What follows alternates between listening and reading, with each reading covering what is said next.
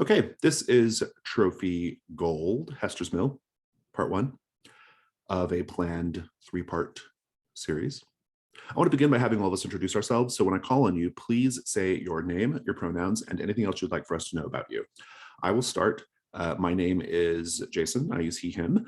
I am the founder of the Gauntlet Gaming Community, and I am the publisher of Trophy, and I have my own games as well, one of which is currently on Kickstarter and probably still on Kickstarter by the time you see this video, so please go back. It's called Brindlewood Bay.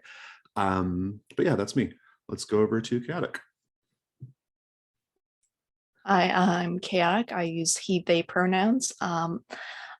I just run a lot of the between lately. Hopefully will wrap up a few more campaigns soon, but and run other games because I cannot only run between. There's other games out there, and like my shelf, I have so many games. But yeah. Fabulous, thank you. And let's go to Alex.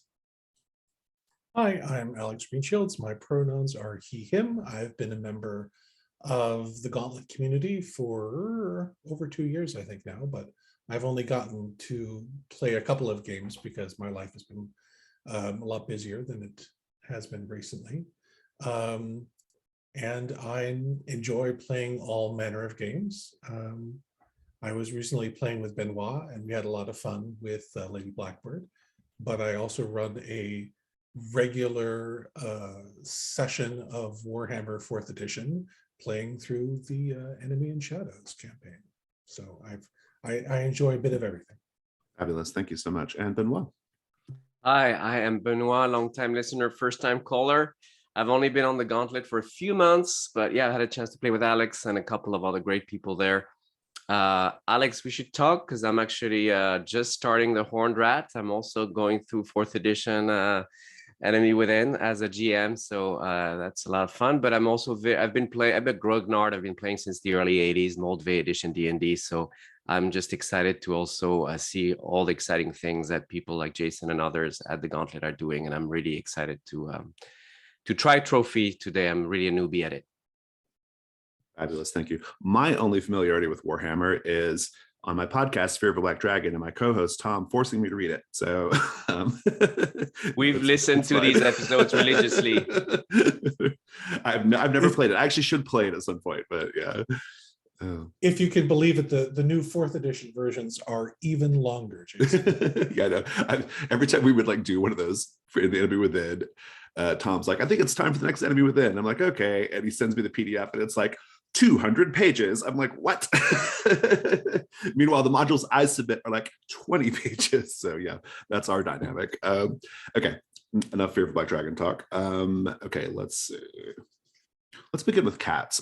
CATS is an acronym that stands for Concept, Aim, Tone, and Subject Matter. I like to do this in order to establish some basic expectations for what we're going to be doing today and over the next 3 weeks. And so I'll begin with concept.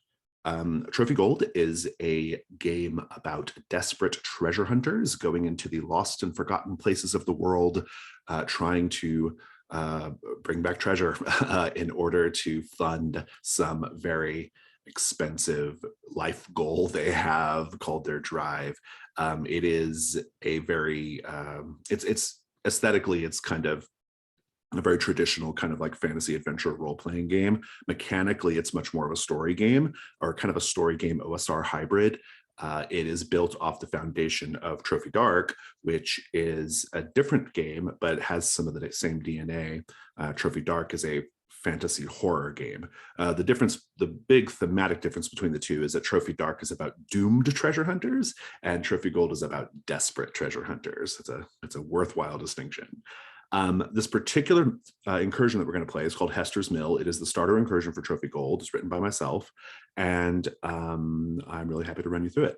I don't want to say anything else about it, though. The aim of today, as for our session, is to first make characters, and then we are going to introduce them, and then we'll begin the incursion. After when we have about 10 minutes left or so, we'll stop and we'll do a debrief, and then we'll pick up next week, jumping immediately into the incursion again. Our aim as players is to tell a good story and in particular to embrace Trophy Gold's dual ethoses of ethoses, I don't know. It's dual goals of play to lose and play to win. Trophy Dark just has play to lose. Trophy Gold has play to lose and play to win. So do your best to keep your characters alive. Do your best to win, whatever that means to you. But when the time comes, if it looks like we're going to lose them, if it looks like they're going to be destroyed or lost to the incursion, then lean into that and tell the best possible story. That's the play to lose part. The aim of the characters, I like to talk about that too. The aim of the characters is to get treasure. It's a simple aim, but it's a good one and it drives all the action. And it's more complicated than that once we get into their backstories and drives and things. But initially, it's all about just finding that treasure. The tone of the game, it's pretty dark. It has a dark, desperate feel. As we get about halfway through the incursion, it starts to even get very like kind of push your luck and perilous in terms of like, should we keep going? Should we not keep going? That kind of thing. There's also like a very distinct like sort of like gamification aspect of Trophy Gold. Like it's a game. There's a lot of like there's a strategy to playing it in some sense, which you'll kind of pick up as we go. So but the tone though is fairly dark. In terms of subject matter, our last part of cats, so we do a thing now in the incursions where we just list off the the potential subject matters so that you know. These are the things that are pretty unavoidable. Graphic violence, human sacrifice, pregnancy, and religion. Now we can put any of that stuff behind a veil. We don't have to like get super explicit about any of it, but just know that that is something that's going to happen in Hester's Mill. It's kind of unavoidably so. However, having said all that, we will have some safety tools on the table. The first is the open door policy. You can leave for any reason. You don't have to explain yourself. The second is the X card. In the context of this video call, if something happens in the story that you find to be objectionable or just does not conform to your idea of fun, you can say X card or type it in the chat, and I will pause the gameplay. And I may ask what is being X carded, but I won't ask why is it being X carded, and then we'll make the change. And then we'll have lines and veils. Lines and veils will be handled entirely on the character keeper. So if you go to the second tab where it says info and safety, there's a whole section down there where you can mark lines, veils, or ask first. You can also put a note if there's a particular area you actually want to explore. You can make a note of that as well. But basically, lines are things that are just not going to be in the game. Like it's just not subject matter we're going to do. Veils are things that are okay being in the game, but you just prefer not to role play it.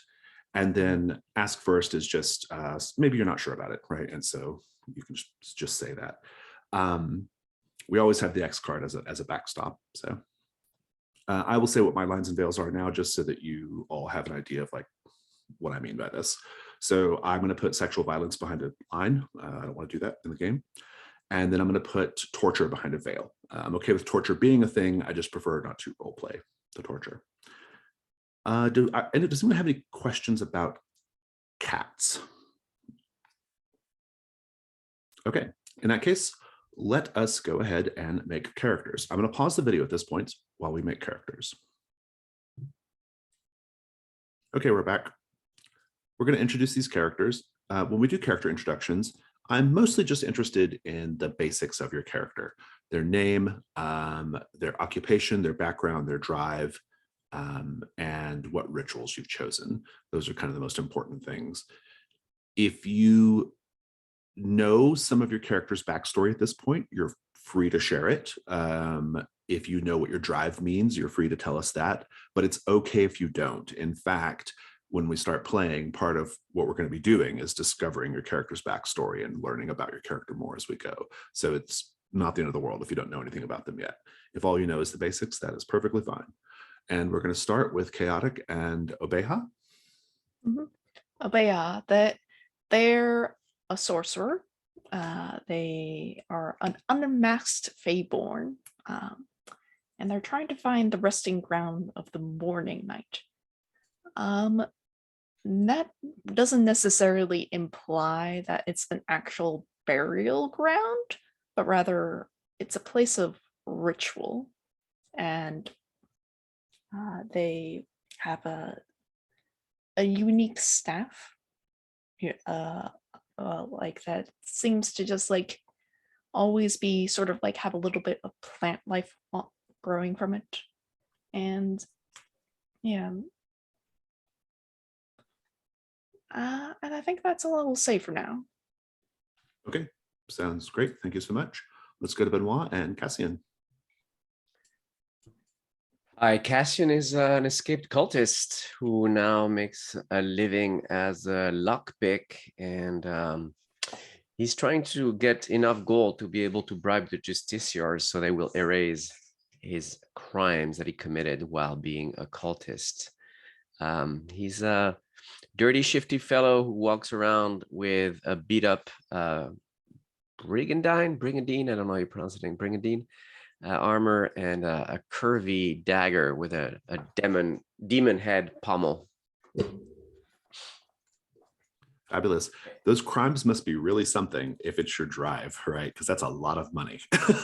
So I will be curious to learn what you did that is so expensive to clear. Fabulous. Thank you. All right, let's go to Alex and Bonifacio, I guess. Or Bonnie for short.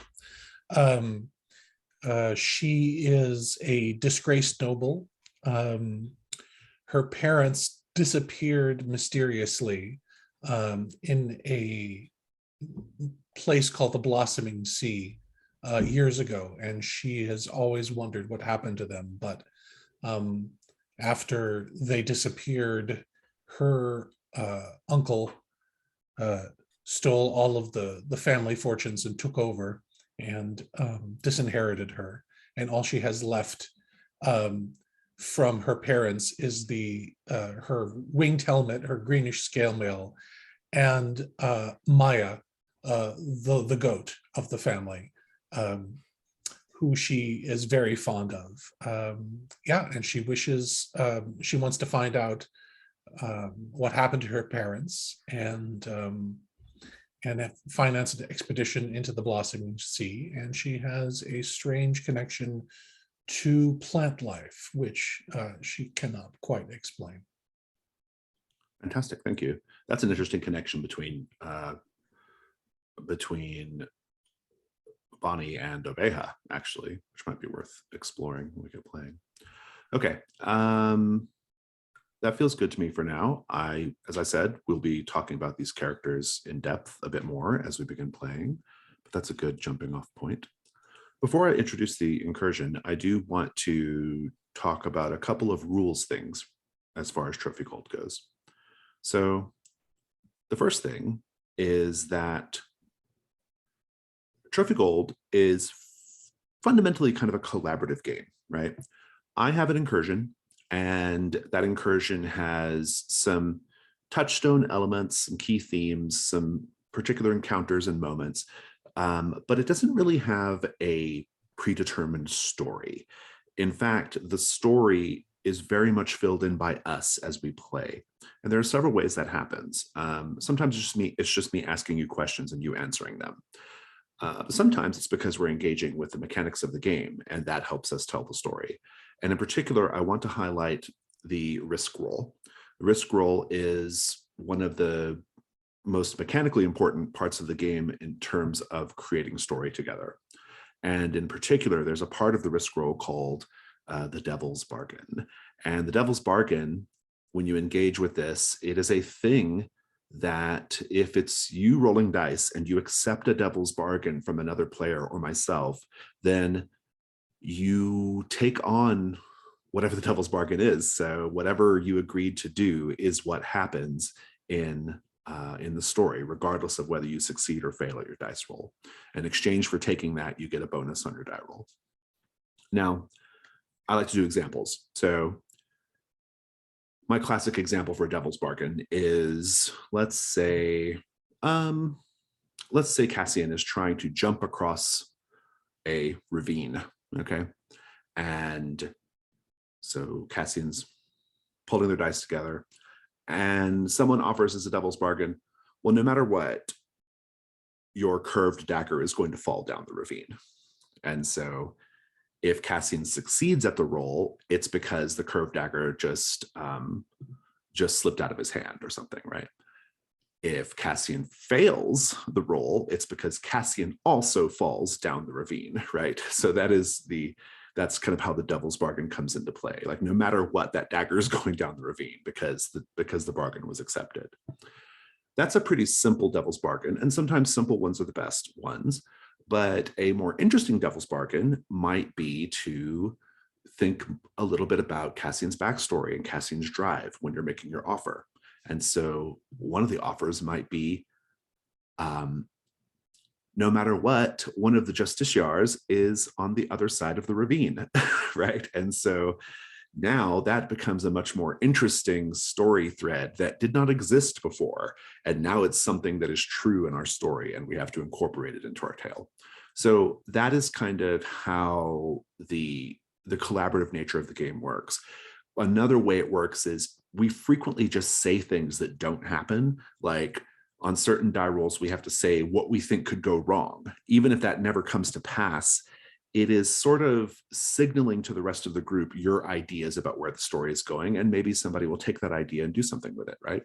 So that's sort of kind of how that part of the game works. It's a collaborative story game. I have a basic structure, but the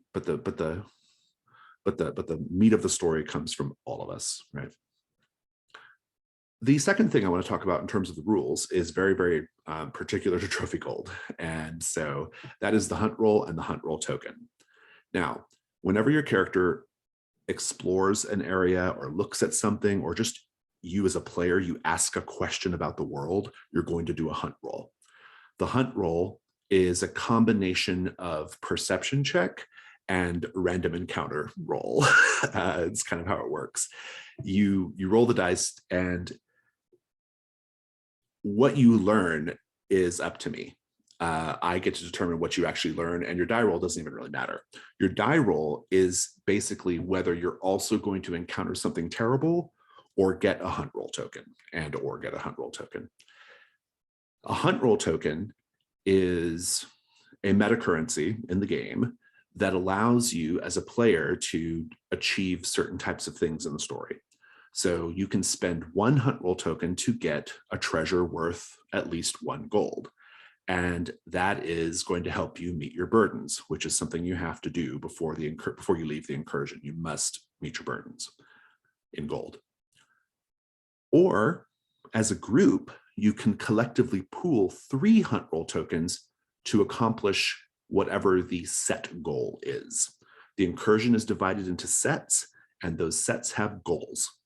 The set goals can be things that only the players know about, like your characters don't really know what the set goal is, but we as players know what it is.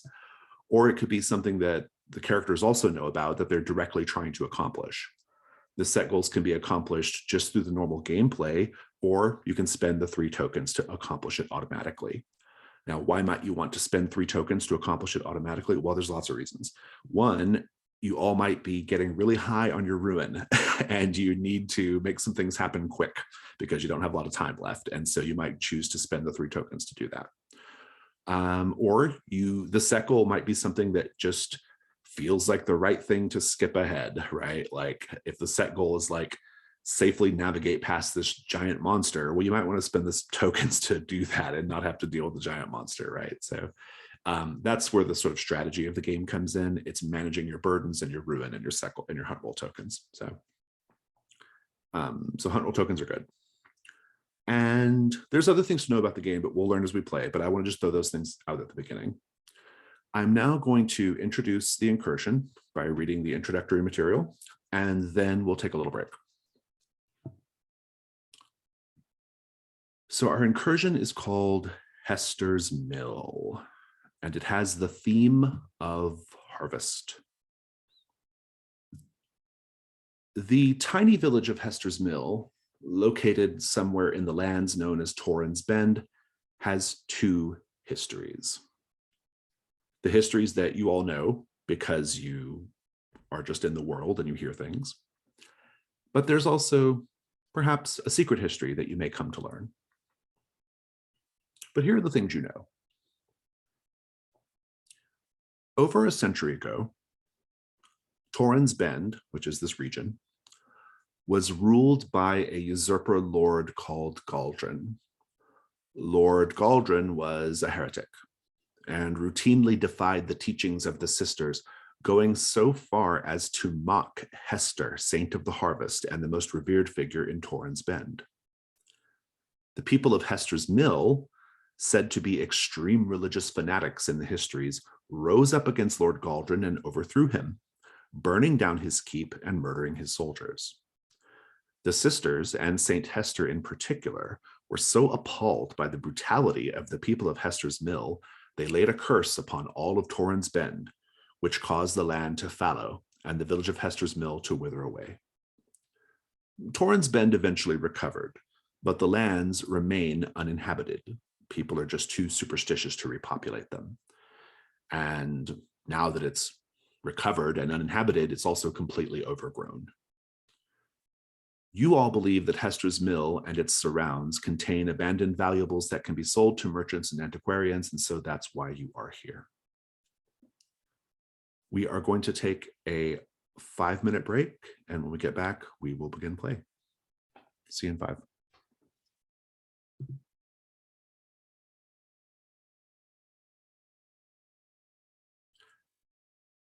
So our first set is called Torrance Bend. And the set goal is to find the road to the village of Hester's Mill. And I'll type that here so you all can be reminded of it.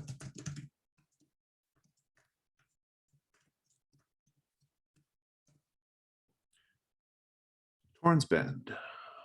The region known as Torrance Bend, so named because its northern border is a semicircular bend in the titanic Toren River, is almost entirely uninhabited, despite the fact it is some of the most arable land on the continent.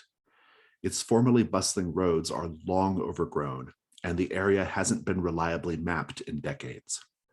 And so your goal is to just navigate this and find the road to Hester's Mill. And I think at the start here, we see you all having arrived in this little region nestled by the river. And the sun is hanging high in the sky, golden and hot. And it is quite overgrown. Like at a certain point, you find yourselves just wandering through a wild patch of fat, round pumpkins, gold, orange, green, purple, even. And you get to a place where you feel like you're getting pretty close to at least finding the road, if nothing else, if not the village itself. Based off what you know so far, you all set out from Fort Toren, which is the launching pad for many incursions into the forest and other places. But here you're just in this like overgrown farmland, essentially. You come upon a statue of Lord Galdrin from the legend, who was overthrown by the people of Hester's Mill, according to the history anyway. The statue is actually posed in a manner similar to how Saint Hester is traditionally depicted. Arms crossed over the chest, a sickle in one hand, and a sword in the other. The difference, of course, is that Saint Hester's statues, it's a sickle and a cornucopia, not a sword.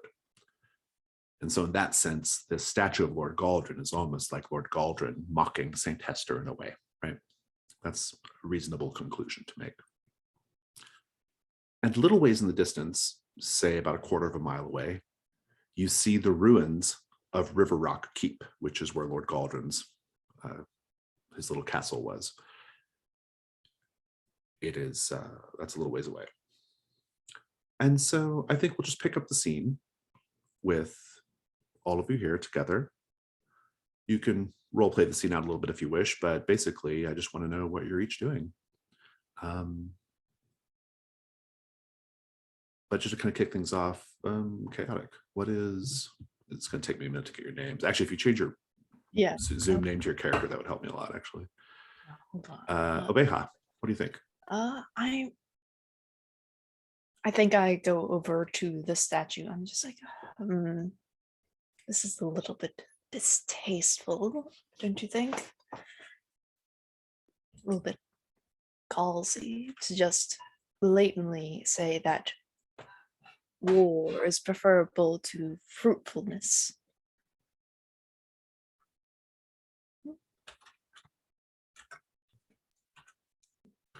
Well, fruitfulness can get out of hand, however.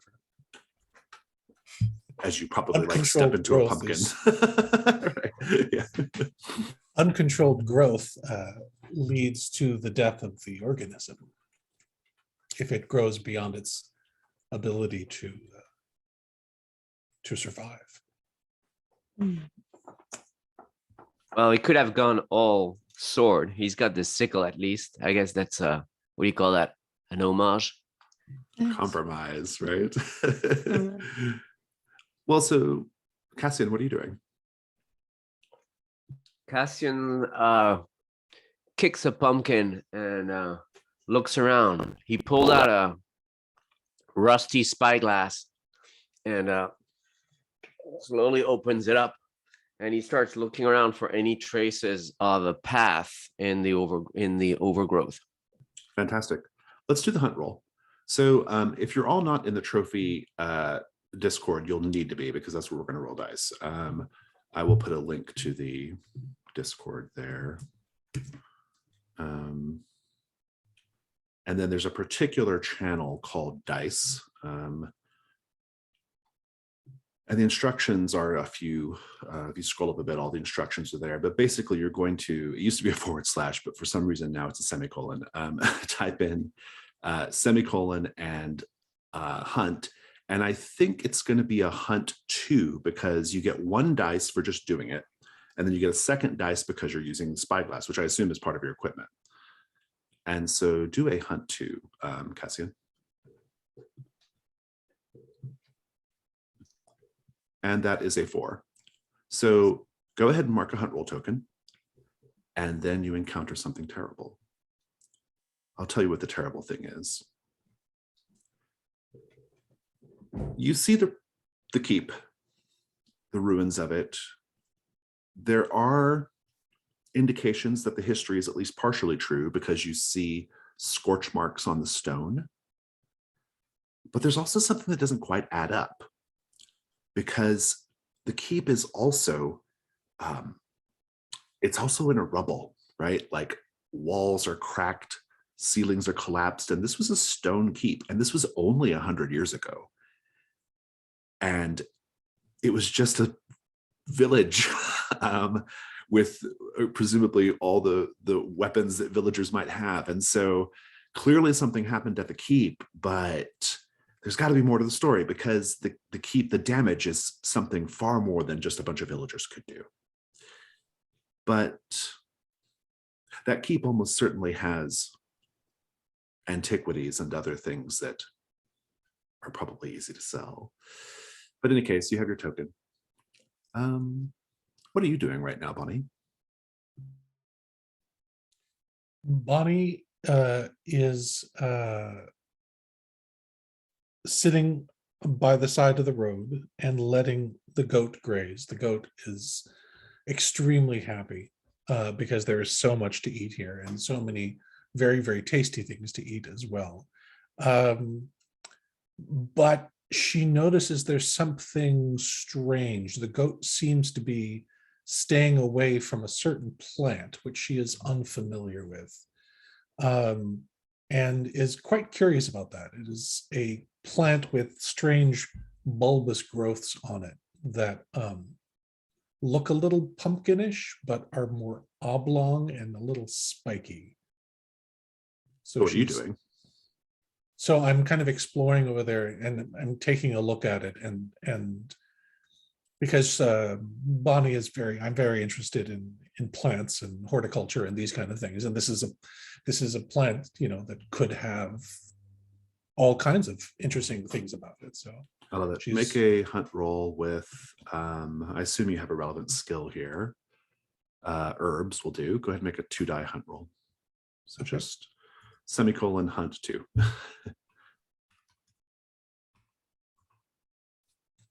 Oh, you have to put a space after the hunt.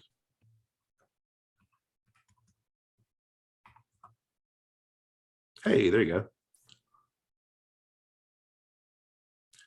So you got a 6 light, so go ahead and take a token. And yeah, this plant, I'm gonna use Trophy Loom and tell you what you find based off Trophy Loom. I'm gonna find you something in there. Give me a moment. We'll come back to it in a bit. Let me check in with Obeha. Obeha, so you said you were sort of like looking at the statue. Are you gonna go any deeper than that? Yeah, I'm delicately pulling off the plants, trying not to like rip them apart, trying to have some sort of respect, even though the statue is a very disrespectful thing. Yeah, I love it. What kinds of things are you actually looking for? Is there something you're hoping to accomplish here? With like this statue sort of in the middle of a field, there probably was a road at this point, and the statue is sort of an indication of like, hey, you're getting near this place, go this way. So I'm looking for any sorts of symbols along the base That's a where good observation. Yeah. Yeah, that's a good instinct. Go ahead and roll, make a hunt roll. You get 1 die for sure. Do you have a piece of equipment or a skill that's relevant? symbols, because that's a skill. I'll take it. Yeah, I'll take it. Go ahead. Make a hunt 2. Wow. Double And 4s. So take your token, but you're going to encounter something terrible. You are clearing away the plants. I will confirm that, yes, this does appear to have been a crossroads of some sort, because the statue is, as you're clearing things away, it does appear to be that it is sort of situated at what would have been a crossroads. You see some cobblestones on all 4 corners around the statue. I will also tell you that as you are clearing away the brush, you will notice that there are some symbols on the base of the statue, on the little plinth that stands on, and they are just a further mockery of Saint Hester. Saint Hester's symbols, the sickle, the cornucopia, sheaths of wheat, stalks of corn, they have all been sort of deeply gouged with some kind of blade, very intentionally. And you also encounter something terrible. You go to clear some of the overgrowth when some of the overgrowth reels back from you. And indeed, it is not overgrowth at all. It is a ball of serpents jammed together, entwined, about pretty big, like 2 feet in diameter. And we will hold that thought for a moment. I don't think anyone else is aware of what anyone else is doing right now. So Cassian, you're kind of checking out this keep. You see that there's clearly something more happened at this keep than the histories would indicate. What are you doing after that? You're muted. I note that Obeha is clearing the statue, and I tell her, good thinking, Obeha. And I take a step towards the statue and look up with the intention of climbing up on the statue to get a better view of the surroundings. Yeah, that's interesting. Yeah, good. Ooh, I like that.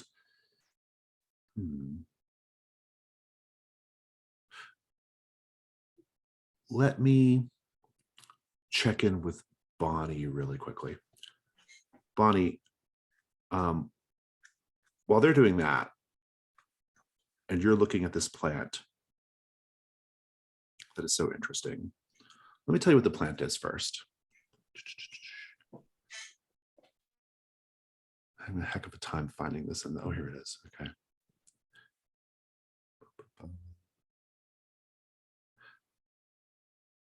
So this is a plant that was considered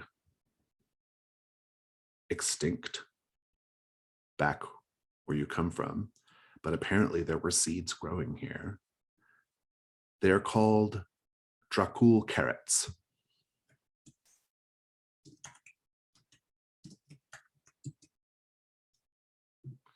They are vibrant orange tubers, and they do incidentally grow plentifully near crossroads. And they have little flowers growing from them. Now, what it does, there's lots of stories about what Dracul carrot is used for, but that's what you find. Do you take them? Yes, she is definitely interested in taking them, even though she kind of leads, let's call the goat, I think I named her something before, but I forgot to write it down. So the goat's name is now Mavis. Bring Mavis over to let her smell the plant, but Mavis wants absolutely nothing to do with it. So she's very careful, therefore, and I will give you a little bit extra of insight. Mavis seems to know instinctively that that they should not be eating the carrot. Some animal instinct. Okay. But she wants to very carefully try to get a few of the carrots. How big are they approximately, would you say? They're probably they're like carrots but oversized. That's why you thought they were gourds, because they have a purplish color. You can add it to your equipment list and just put like 3 uses next to it. Okay. That An indeterminate number of carrots, but 3 uses worth. So sure. She has a little pouch that she puts them in, that she keeps a bunch of other things in as well, and she puts them in there and looks around to see if she can figure out why this plant would grow at this crossroads here. This doesn't make any sense, and why this particular place might be, coming in from her understanding of how plants grow and how they propagate, why this would be a particularly good place to grow it, and if they might not grow anywhere else. I like it. Make the hunt roll with 2 dice because of herbs.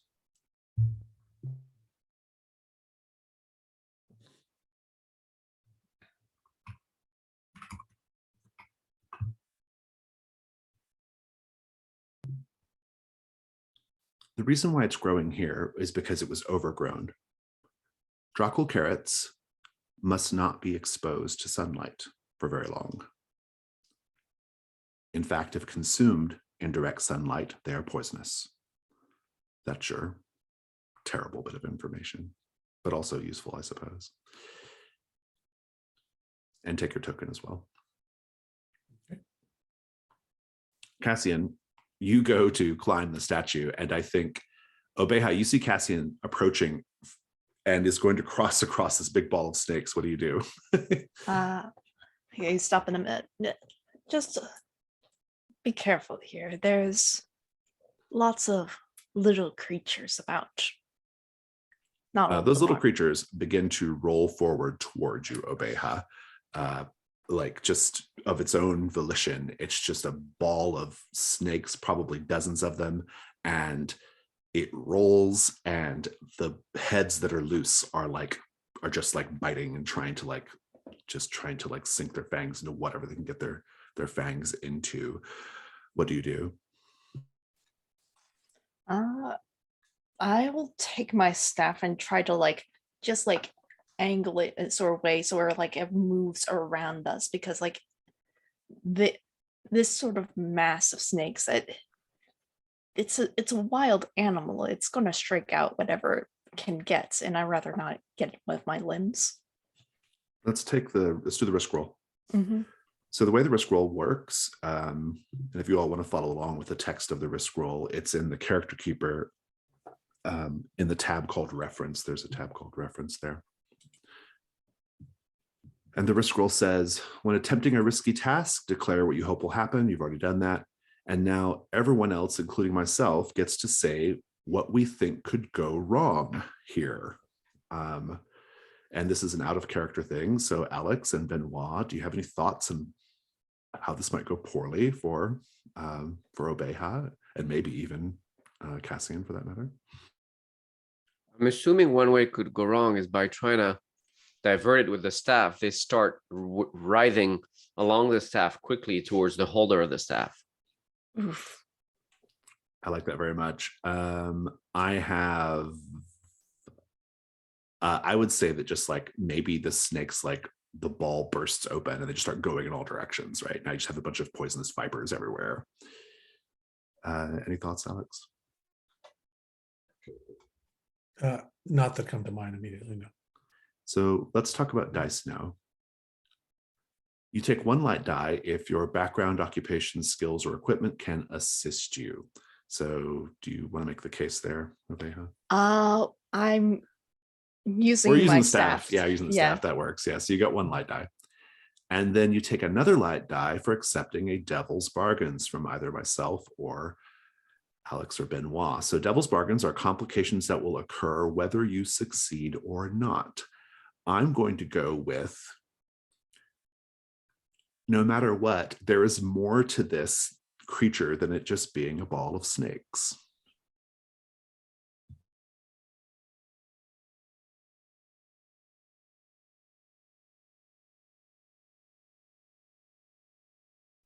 Any other offers?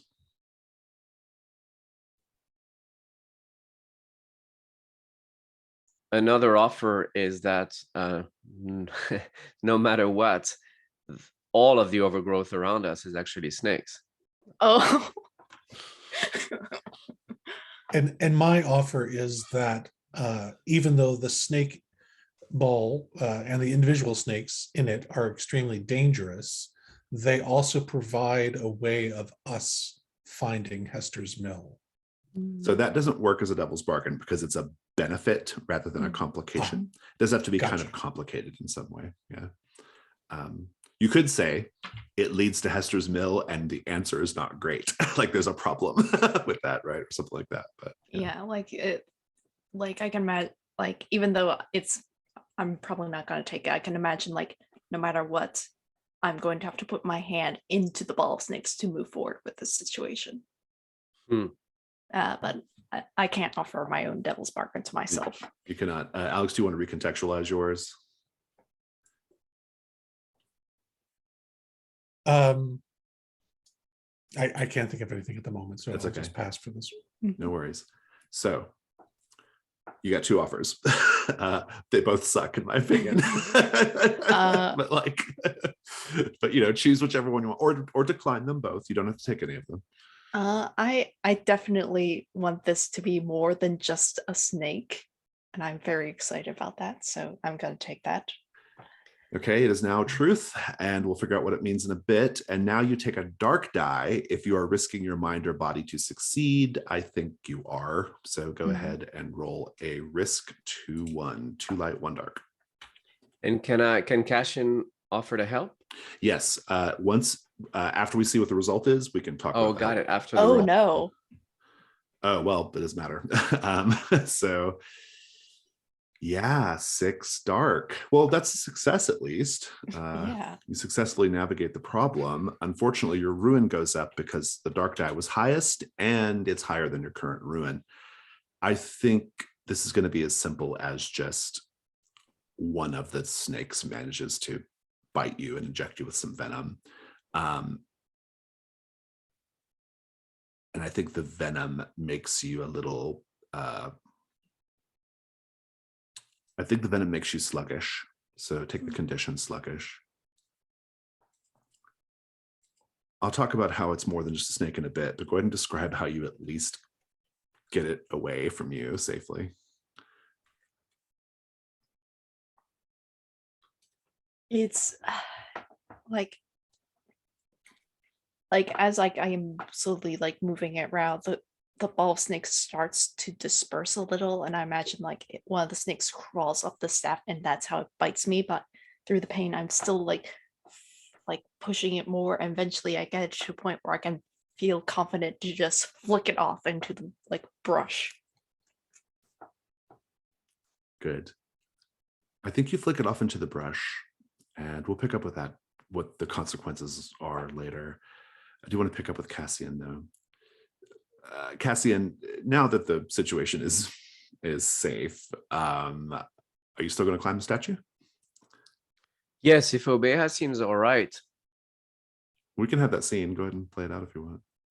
Yeah, I'm seeing Obeha being stung, and approach them, and look at this thing and says, "What's why are you okay? You able to go on, Obeha?"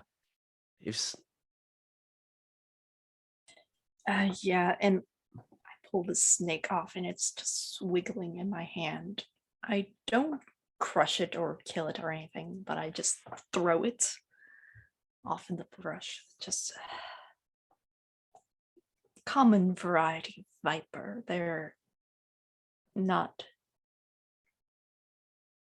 particularly dangerous, but in large numbers they can be. That's why I hate the countryside. Give me a city any day. Now, are you strong enough to help me up this thing? I can provide a foothold, but any more than that, it's going to be a bit just come here. And I offer you like a handhold to like be a boost, basically. That'll do. Could I interject here? Please do. So Bonnie has a background in medicine, or at least in barber surgery. And when she sees Obeha being bitten, she immediately rushes over and takes a look at the wound and see if this is something that she has any experience with, or that she could knows how to help her in any way. I love it. In fact, because you have the skill and because you acted on it so quickly, just describe what you're doing and I'll let Obeha clear the condition. Okay. She will attempt to suck out the poison. Nice. Normally I would probably make a risk roll, but I think you have the right amount of skills and you reacted quickly enough to where we'll just say that works. So while that awkward moment is going on, and Cassian, you are climbing the statue. The statue is pretty big, and so the boost helps. I will tell you, Cassian, when your boot hits the plinth that it stands on, it makes a hollow sound. Boom, boom, boom. That is good to know. I'm going to start knocking on the statue and all around, trying to understand if it's just the plinth that's empty, if the stand is empty, if the statue is empty, and looking for any hinges, looking for any way that this could be opened, or given its state of decay, if it's hollow, if there are any holes in the material. I love it. Make a hunt roll. Let's take a look at your skills. Security and deception and secrets all apply, I think. So make a 2-die hunt roll. Training you're not supposed to have.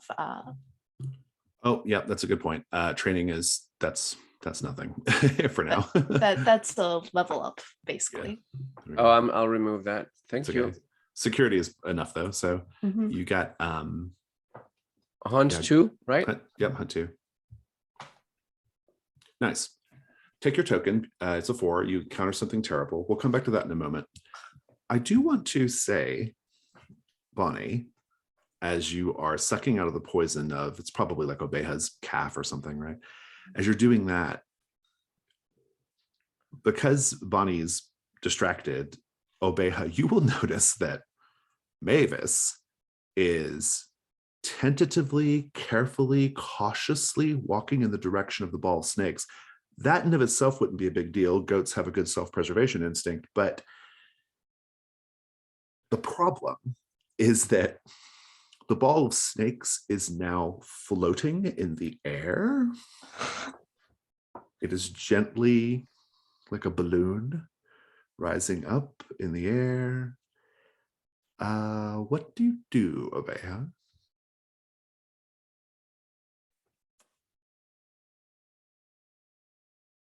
All right. I take my staff once again and I start using it to draw symbols into the dirt, circles upon circles and upon circles. And I'm going to try to use my ritual ward to try to like push this balloon a little bit back from us. Wait, hold still. Hold still. I'm not finished. Sorry, this is awkward. It'll be over in a second. I love it. Let me check in with Cassian real quickly. Cassian, the statue is solid, but the base, the plinth, is hollow. And as you're looking around, you don't see hinges, but you do see that in the rear of the base, there is what appears to be a plate that can be depressed and slid open. But because you're a lockpick, you are very well trained in detecting traps. And you can also see that there is a very, very small hole above that plate. This is usually where something deadly or poisonous would be ejected if someone is not careful. So what do you do? Well, Cassian hasn't seen the floating balls of snakes, right? Because otherwise he would definitely be No, because you're like focusing on that. Yeah, the statue's in between you and the side of that. Yeah, definitely. I think Cassian's first thought is to go back to Obeha to borrow that staff of theirs. And then that's probably what she sews. Yeah. She stands up and goes around the statue base to Obeha and runs into Bonnie sucking on Obeha's arm, and Obeha being terrified by whatever they saw.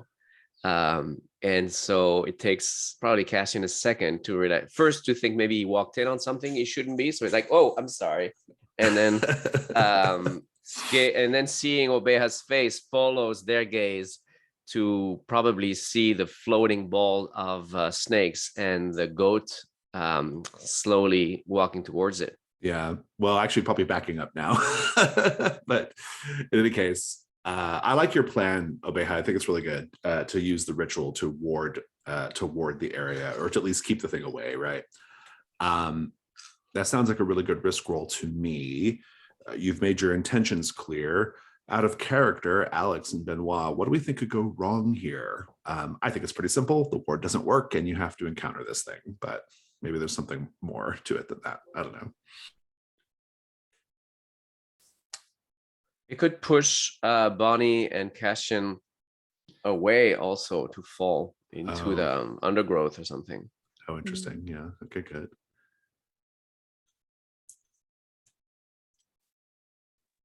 Yeah, once again, I'm sorry, I don't have anything. Everything that makes sense has been said. No, it's all right. No worries at all. And sometimes the simplest answer is the best answer too. So don't like overthink it too much. Good. Let's go to dice. Well, do you have a relevant skill, Obeha? I have rituals. Very good. And so you got your first light die. Let's do Devil's Bargains. Something that will happen no matter what. I'm going to say no matter what, this floating ball of snakes continues to be a problem on the incursion. Like, it's not done with you. Maybe not right now, but maybe like later on, it shows up again.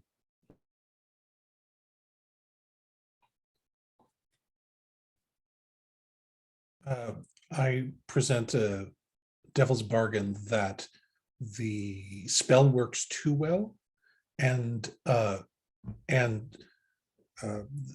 creates a lasting effect where things are warded off away from you that you do not need to be warded away from you. So if you reach for something, for instance, it'll slip out of, or you want to grab somebody or shake somebody's hand and it doesn't quite work. That's awesome. I like that. I would conditionize that probably just to make sure we never forget it. Any offers, Benoit?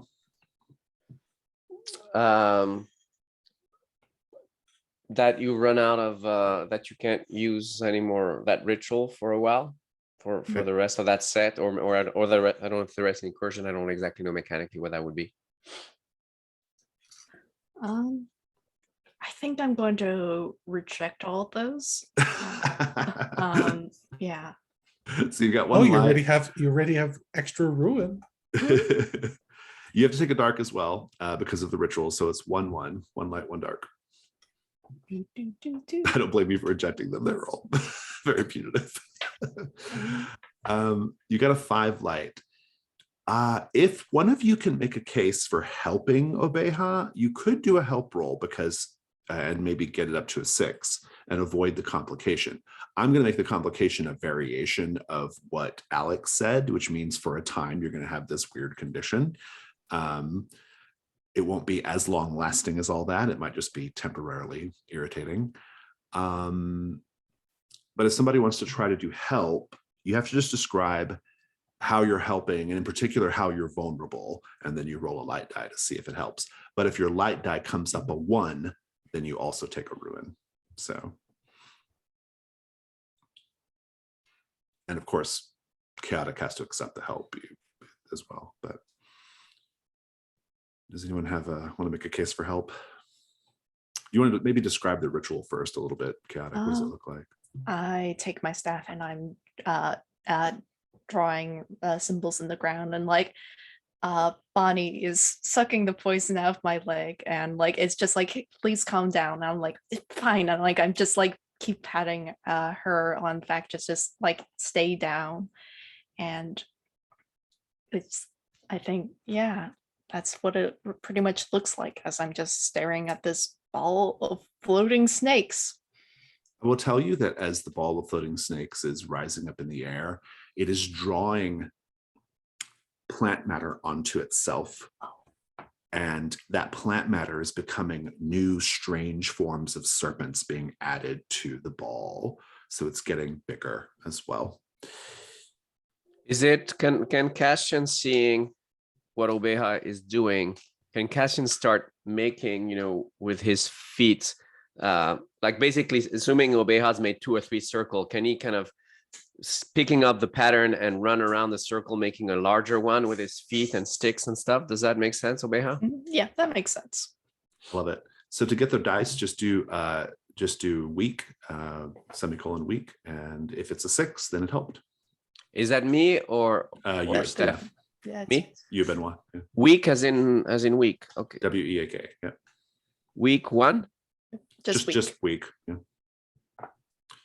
Okay. It did not help necessarily, but it also, you didn't take any ruin either. So you're doing it in the fiction. You might even be helping, but it's just not mechanically helpful. You're going to succeed. The problem is, as I've described it, Obeha, the complication is that the snake ball is getting bigger and bigger. Okay. So you can add a dark die and try again. Yeah, I'll add a dark die and try again, but it's early enough in the game.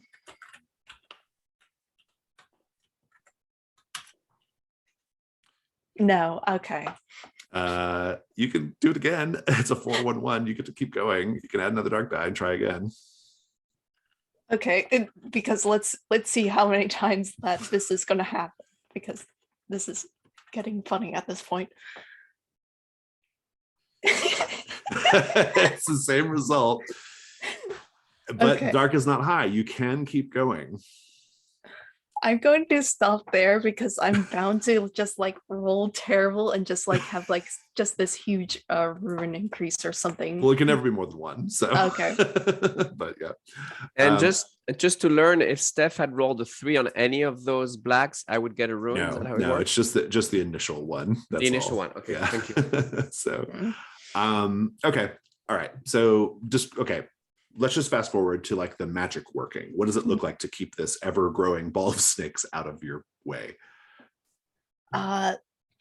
It's as though that like this sort of bubble has started to form around this. It's mostly clear, but like there is this sort of shimmering wet effect around us. I like it. And I'm going to have that be the complication rather than the variation on the magic repelling things from your hands. I think the ball of snakes getting bigger is more interesting. So in the background, it's just getting bigger, even though you're all doing whatever you're doing, right? So, okay, good. So you have a bit here. The magic is keeping this thing away. You're relatively safe for the time being. Bonnie, what do you do when you realize that Mavis is like, clearly for good reason, like really fascinated by this and like just watching it from the other side of the shimmering barrier? Obeha. Yeah. We have to move on. We really do. I mean, the snakes will be snakes. It's flying. I don't think it's a snake at this point. Snakes don't fly. I think I have a way out of here. Mm-hmm. There's a trap door in the back of the base of that statue. I think it's trapped though, so we may want to stand to the side and try to push it with that staff of yours. Okay, well, we still do have enough time, but I'm not sure if that will exactly help us escape the situation, but well, at least it's something. Well, we won't be standing in a field surrounded by overgrowth and snakes if we get in there. I'm sure it's going to be safer. Okay. And I'll start helping pry this thing open. From the side. Yeah, so Cassian, why don't you take point on that and describe to me what you're doing? You know about the hole. That's clearly like a trap of some sort. So how are you actually doing this? I am making sure no one is in the trajectory of the hole, of the pipe behind that hole. So from behind, from around the corner, essentially, I try to reach around and push the plate in, or look for any buttons or releases. And if it seems like it would help, I would stand at a distance and try to push with the staff, again being way out of the trajectory of any projectiles. Perfect. Because you're a lockpick, I'm not going to make you roll. That works. You do trigger the trap. A little needle flies out of the hole, ineffectually flying into the overgrowth, and you're able to push the little panel on the base of the statue to the side. Now, I will tell you that it is big enough for you to crawl into, but it doesn't go anywhere. It's just a hollow space beneath the statue. But do you go in? I certainly look in. Inside, let me take a look at the incursion. I wrote this, but I can't remember what's in there.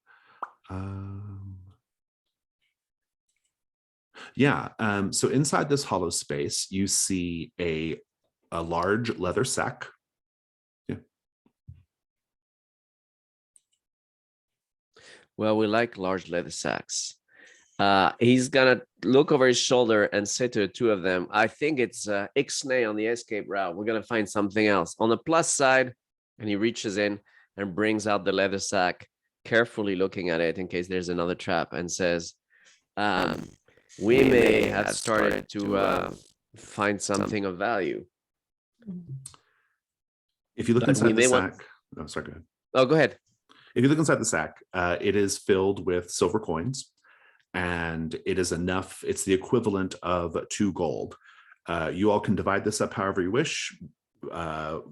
Cassian can keep all of it, or 2 of you can get 1 gold each. But in any case, make that decision and then indicate that on the gold part of your character sheet. I think it's up to Cassian since he's the one that's holding it. So yeah, I mean, ideally we'd divide it in 3, but since that's not an option, why don't you here? I'm gonna roll a die, and I'm gonna do a weak 1, 2, 3 goes to. I'm flipping one of. I'm bringing out one of those silver coins and flipping it, and I say 1, 2, 3 goes to Bonnie. 4 to 5 goes to Obeha. And so Bonnie, here, hold on to that. And 6, you keep all of it? Oh, sorry, 4, 5, 6. And he says, I'm sure there'll be plenty more to come, and we'll make sure everyone gets their share. Well, if it helps you make your decision, the Dracul carrots are probably worth a lot back wherever you're from, because they're thought to be extinct. So that's just one thing worth pointing out. So, well, I rolled, so I think I hand half of it for Bonnie to hold on to, and again being very transparent to Obeha, so we can even things out later. Very good. Go ahead and indicate 1 gold in your gold tracker. We always indicate jewels and coins in that section, but actual usable equipment gets listed in found equipment with its value. We don't know the value of the Dracul carrots. It's at least 1 gold, probably more. So. All right. Fantastic.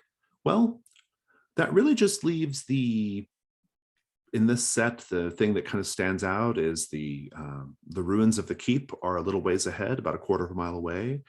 They are much more in serious ruin and rubble than the stories would seem to indicate, indicating there might be more going on here than the history would have you believe. And otherwise, there's just, you're searching this land, trying to find that road. So, but you got a good lead with the crossroads. So, yeah. What'd you say, Obeha?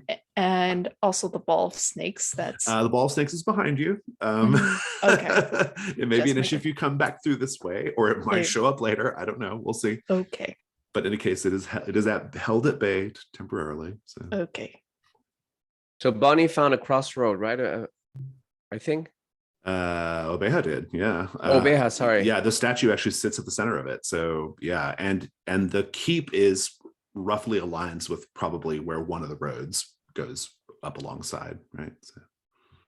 I probably going to the keep could give us a better purview, because these types of things have a tendency to be built on a hill. That makes sense. That makes And sense. always near water. Everything needs water to grow. Mhm.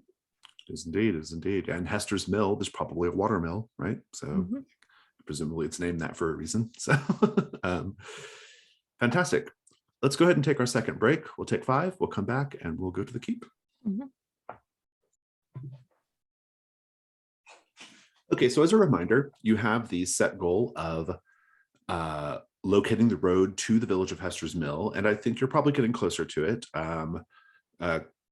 Obe has insight that the keep is probably up on a hill, which would give you a good vantage point. Makes a lot of sense. So I'm sure that will probably help lead to the road. Or you can spend 3 tokens and automatically achieve that set goal if you wish. You can still search the keep, but you would know where Hester's Mill is. Also, you can spend your hunt roll tokens to find treasure. You can just spend them 1 for 1, and I'll give you a treasure. You have a burdens score. Your burdens, you must meet your burdens in treasure, in gold, before you go back to Fort Toren. So that can be in found equipment. So maybe whatever the carrots are worth, plus any money you find, Bonnie, or just whatever treasures you find, or coinage or whatever. But you should probably try to get more than that, though, because you also need gold to help get your character back to their starting condition, essentially, right? So with all that said, the sun is getting a little lower in the sky, but it's still light out. But it's definitely late in the afternoon as you're making your way to the ruins of River Rock Keep. A gust of wind causes a huge pile of dead leaves to cyclone around you at one point. And there is, in the air, there's just the heavy smell of fecundity, right? Over-ripening plants and vegetables. The smell of rich soil on the air.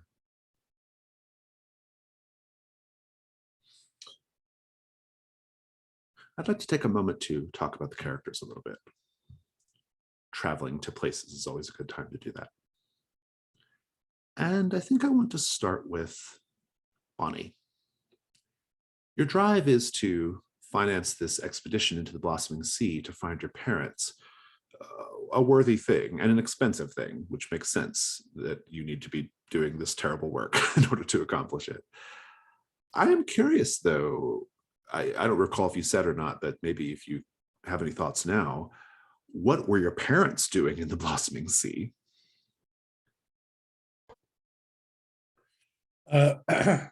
They were researchers, so to speak.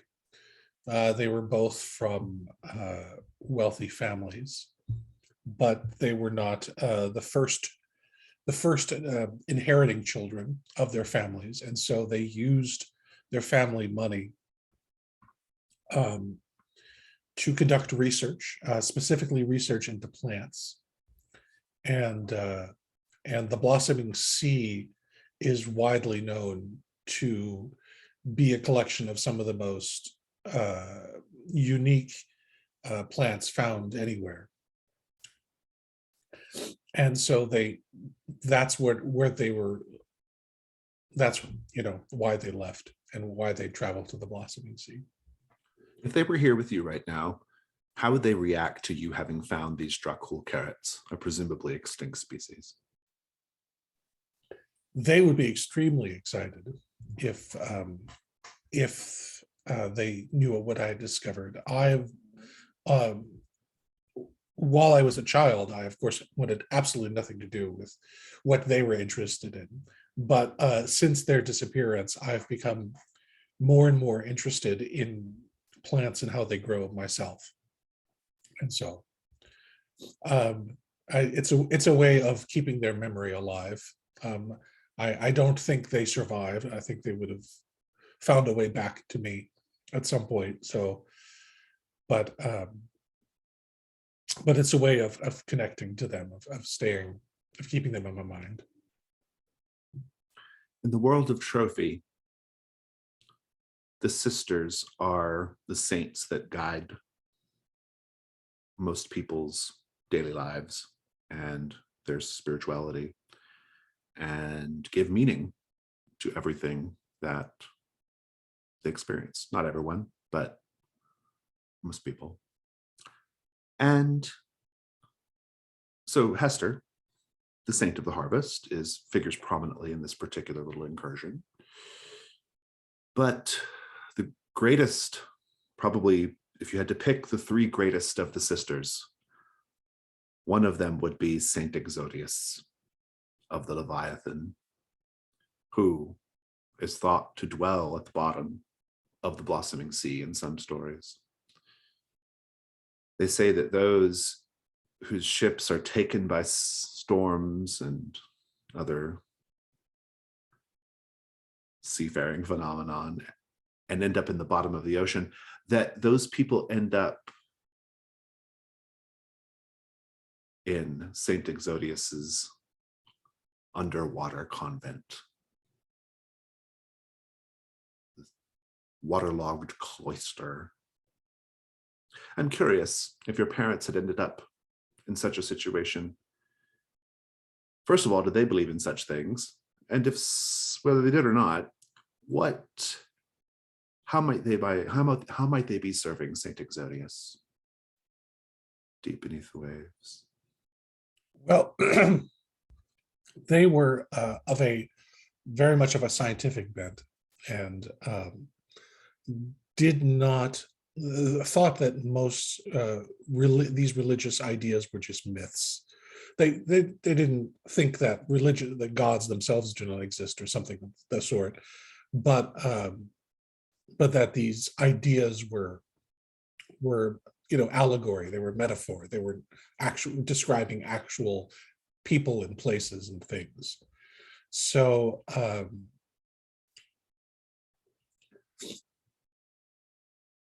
I think that if they were in a place like that, they would be very upset to find out that it was a lot more real than they thought it was. And in my own exploration of magic, I have discovered that there is perhaps, more than meets the eye when it comes to the supernatural and these kind of things. Great, thank you. Obeha, the Fae have no use for the sisters, generally speaking, though the Faeborn might. Do you? I don't think I've decided yet, because I know, at least for me personally, I know that they are real entities in the world and they have power over us, at least for the weaker people. Your choice of words is interesting. Entities. That's an interesting choice of words. It lines up nicely with blasphemous, heretical teachings about the sisters that suggest that the sisters were not actually people at all, that they are merely the mask worn by demons and other cosmic horrors that they use to influence people and influence the world. Have you ever heard such things? If it's all right for me to say, I think angels as a concept are a thing in the world of Trophy. Sure. But is there really a difference between an angel and a demon besides motivation? Not really. Interesting. Very interesting. And you've mentioned that your staff is ever growing. I'm kind of curious on screen. I'm kind of curious, how does your staff react to being in this particular place, this overgrown land? Where typically, as it's made of wood and has like sort of branches like carving up to form like the top of the head, and like little bits of it have little leaves growing out of it normally. This time the wood has taken on a more of a greenish brown hue rather than being like sort of almost looks man-made most of the time. It has little bits of magic in it. This is literally almost a stick I would find off the ground right now. Good. Cassian, your crimes shall remain obscured to us for a time. For now, you are getting close to the River Rock Keep. And as I described to you previously from when you were looking through your spyglass, there is evidence that more happened here than the history suggests. In fact, in places, the wall seems like it was absolutely like punched through, right? The stone wall. And only a siege engine type thing or something of equivalent power could do that, right? The River Rock Keep is nevertheless intact enough to make a shelter out of, should you all be here by the time nightfall comes, and nightfall is on its way. And you're still, I would say you're still 400 or 500 paces away. You haven't quite gotten right up to it yet. What do you do?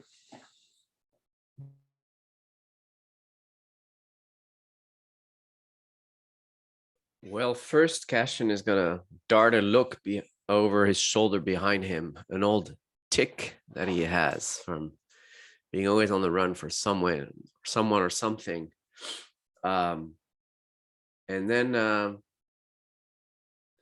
he's probably, taking a look at the keep from as many directions as he can with his spyglass. And turning to the others, saying, well, I don't know if we'll find Hester's mill, but might be a place for the night where we're not beset by floating serpents and the like. Make a hunt roll for me real quick with 2 dice.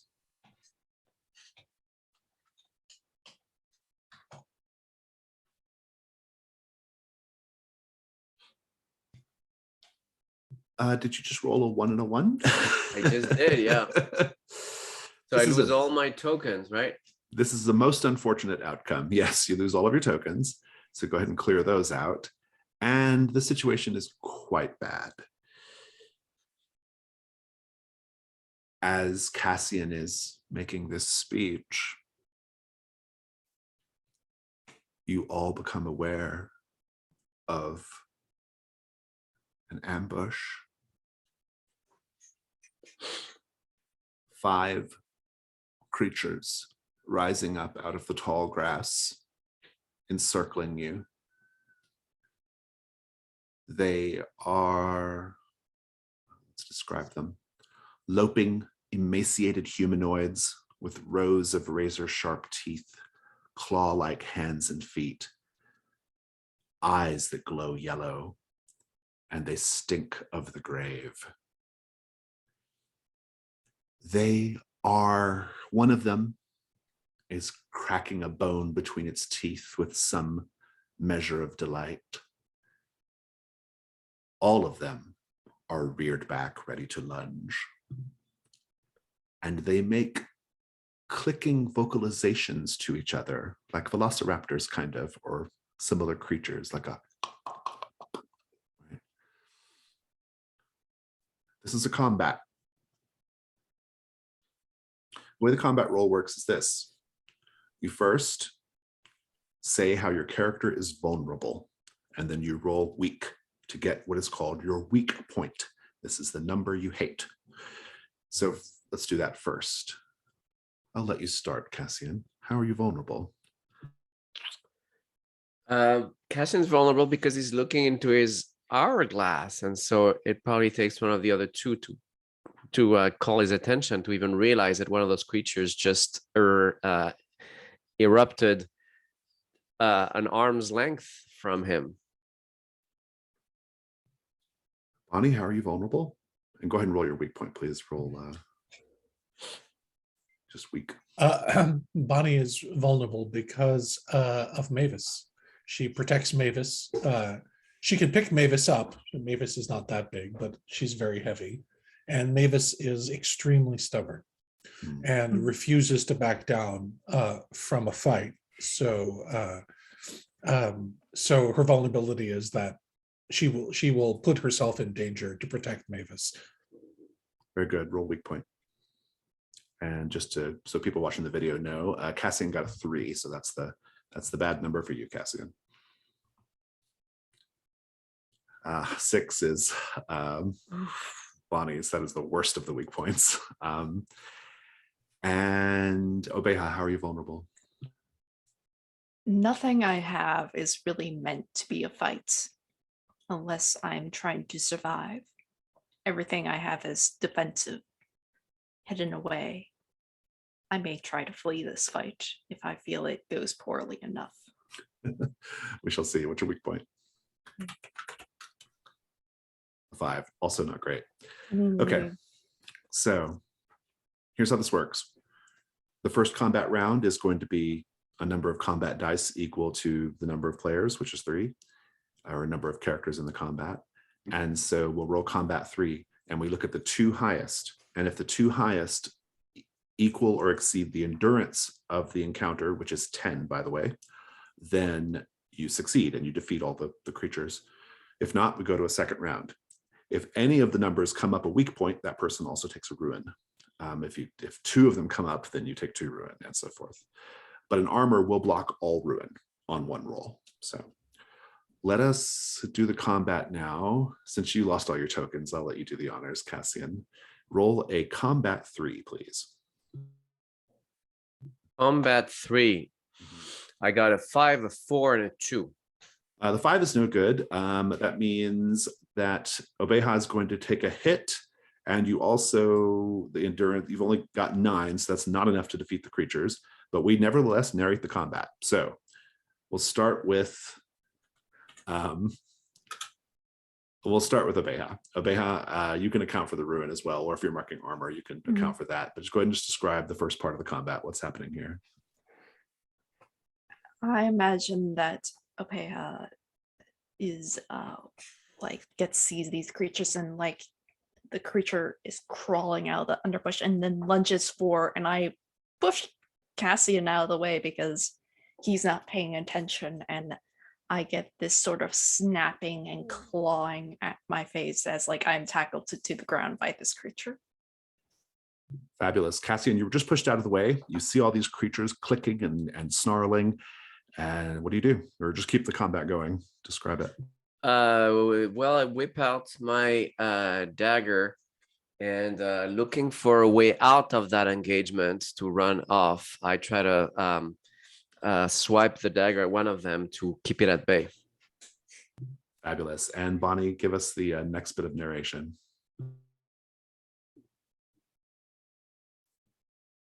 Sure. Bonnie can feel the terror growing within her because Mavis really doesn't like these creatures and is stomping her feet and making putting her head down as if she's going to charge the creatures. And the only thing that I know to distract Mavis and to get her maybe to run away and to save herself is that I have a little toy unicorn that I carry with me. This was her favorite thing to play with when she was a little baby goat. And it has a little rattle attached to it. And if I rattle it, I can just try to distract her with it. So I quickly pull out my sword and I'm holding it defensively in front of me. And I pull out the baby unicorn to say, Mavis, look, Uni wants to go. And I'm trying to see if I can get her attention. I love it. That's great. The creatures are not, they are not relenting. Obeha is currently tackled by a couple of them. Cassian is running away. Bonnie's just trying to dodge them and keep the goat safe. Second round of combat. It is now combat 4. If you do actually want to run away, Cassian, you can, but you have to give your weak point to another character in order to do that. Or we can just continue on. No, Cassian was looking for an exit for the group, but okay. I think if it's possible, oh no, I was gonna hasten, but that doesn't hasten. That's not a character; it's a zone, right? So I can't just hasten myself. Well, and you can like in the middle of the combat, it's just used as like the fictional positioning of what you're doing. There's it can be a ritual can be used before combat that you're aware of to weaken the endurance of the monster, but I don't think we're really in that kind of situation. So. Got it. So then Cassian is you're asking the fiction, right? He's or just are you staying in the combat? yeah. He's staying in the combat. He's seeing Obeha being tackled by 2 of them, and he's rushing in to try to dispatch them if possible, at the very least distract them so they can get their bearings. All right, let's have the second roll. Bonnie, why don't you go ahead and roll the second roll? It is a combat 4. It goes up by 1 each round. There you go. It's a real bad hit on Obeha and also a hit on Cassian, but you win. So that's good. Bonnie, start to narrate how you start to get the upper hand of these creatures. Go ahead and kill a couple of them. What does it look like? So she rushes over with the sword to help Obeha as well, and finds that she's already gotten some pretty bad slashes across her midsection from these creatures. So she drives her sword headlong into the first one, and tries to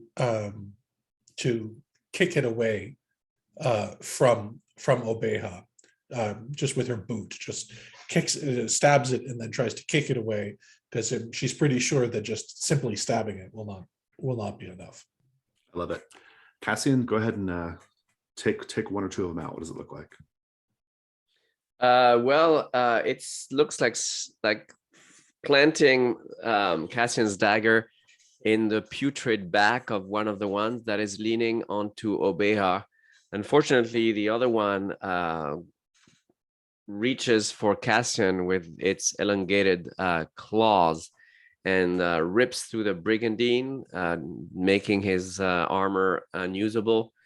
And Cassian feels probably the clawing and the tearing of his skin just under the armor, but he is safe for now. The armor just was damaged, and he pulls out this dagger from the back of that nasty creature with a disgusting slurping noise.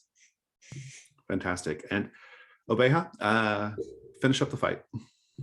Ubeha like was on the ground and like had like all these ghouls against them, and like they took their cloak and just hid it from them, and then the ghouls were biting into it, trying to rip it, and like my companions try to like stab at these creatures and like trying to get them off of me, and eventually I just like sort of almost using sort of a leverage between my staff and all, I just kick the creatures off and like roll on top of them, and I'm covered in these whatever fluids these creatures like get because they are ripped apart.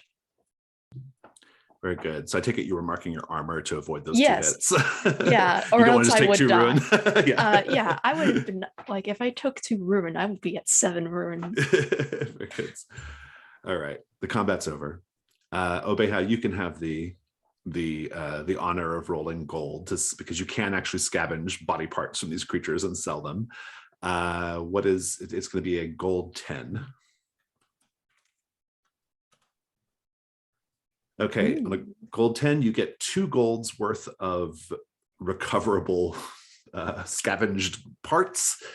You just have to name them. Whoever wants to name one gets to keep it in their gear, and it's found equipment, and it's worth 1 gold. You should say what it is though. Oop, Cassian. There's a jaw that actually has some golden teeth in it that is dropping out of a rotten face. I love it. You can go ahead and put that in your found equipment if you wish, and note that it's worth 1 gold. I have one as well. If unless you want to do it, Obeha, since you're the one that took all the damage. I do have one. I have sort of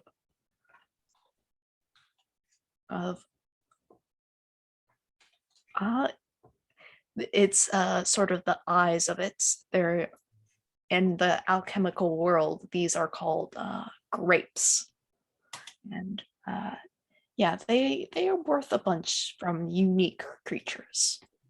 Nice Elden Ring reference. Good. I'm here for it. Good. Now, another thing we get to do, because this is the first time you've encountered these creatures, you get to name the creature. I was very careful not to give them a name. You get to name these creatures, and we get to record it in the bestiary on the character keeper. And if you, as this campaign continues, whether your character's here or not, future characters will have the benefit of this creature being named and knowing things about it. So think about a name as we're playing, or if you've got a name now, say so, but eventually we're going to name the things. So Obeha called them ghouls at ghouls, some point. pretty good. Yeah. And I like grass. I like the fact that they erupted out of the grass. Like Grass ghouls. I kind of want to call them grass. I kind of like the idea of grass ghouls, but I've never heard that before. I'm into it. I like objections? calling them clickers because of the vocalizations that they. Oh, that's great. Yeah, Yeah. that's great. Grass clickers. Yeah, that's great. Okay. Maybe maybe it's like Pokemon. There's different types. This is the grass type clicker. This is the Alolan grass clicker. Indeed. Fantastic. We'll note that real quick in the bestiary sheet, unless someone's already done it. I noted a little okay, bit. They're actually only endurance 8. It was 10 because there were so many of them. So Mhm. all right. And good. You've had your first combat. Congratulations. It went Terrible. okay. I'm at 5 ruin. Okay. So is there anything, because of her background in medicine and surgery, is there anything that she can do to help them do either? Are either of them actually wounded, or Yeah. did their armor absorb? Obeha's definitely wounded. You can let me see what your skills are, because you might have a skill that's relevant. Surgery. Surgery, yeah, that's perfect. So if you want to do a risk roll, I will give you the opportunity to lower Obeha's ruin. So, and you can, maybe when we have like some, when you're like in a place where you can do it, right? Out here in the open is maybe not the best idea, but Yeah. But in any case, just be careful until then, Obeha. Well, I just make sure that she's not, bleeding Yeah, profusely. or they're or not, anything like yeah. that. Yeah, indeed. Excuse me, pardon me. Yes. So yeah, the ruins. Maybe safer than being outside of the ruins, possibly. Cassian, what do you think? Yeah, let's go to those ruins. Let's stay away from this tall grass as much as we can and try to get to these ruins in time. And maybe you can do something to make Obeha feel better when we get there. Indeed. So the ruins, we'll just fast forward to that a little bit. This was once the seat of the lords and ladies of Torrance Bend, the last lord being the usurper Galdron. It is now just busted masonry and half crumbled roofs and rubble and scorch mark stone. However, enough of the keep is intact to find shelter in it. But even structures within the keep that are standing are still exposed to the elements in some way, maybe a hole in a thatched roof, that kind of thing. Given the apparent violence and suddenness of whatever attack happened here on River Rock Keep, there's a good chance that things were left behind. And so it might also be a financial opportunity for you all. But I think what I want to do is go around the table at this point and just see what everyone's interested in doing once you are in the ruins, somewhat exposed or somewhat protected from the outside world, at least partially. Bonnie and Obeha, do you want to go ahead and do some surgery to try to get the wounds sewed up? Yeah. Okay, we'll do that. Well, so Cassian, you'll have some, while they're doing that, you'll have a little bit of time to kill. What do you want to do?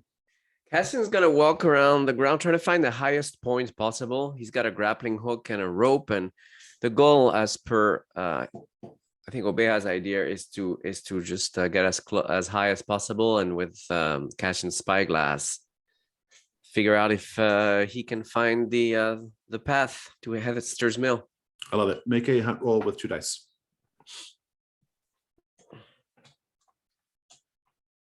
Punch 2. I got a 1 and I got a 2, so that's not gonna get me anywhere. You are going to get your answer, though. You get to a tower, and there's just enough sunlight for you to look out, and you do see, Obeha's instincts were correct. You do see down a hill what must be Hester's mill. There are buildings. There's other things. In daylight, I'll be able to give you more information. In this, it's a little harder as it's getting darker, but you can definitely see the way to Hester's mill. You can even see from your vantage point the overgrown road.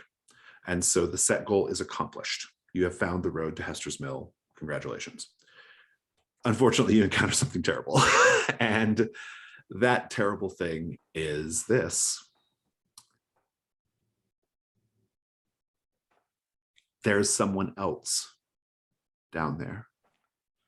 You were under the impression that no one had been in these lands for many decades, and that's been mostly confirmed until right now, because you see down the hill along the road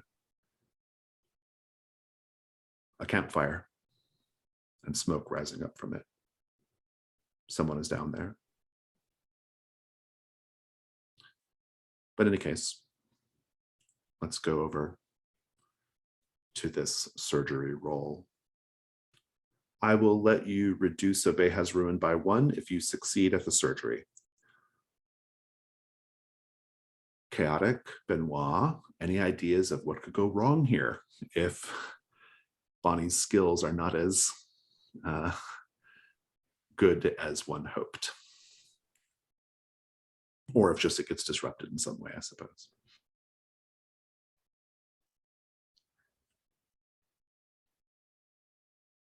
I think that I may end up losing a limb or 2 in case it goes wrong.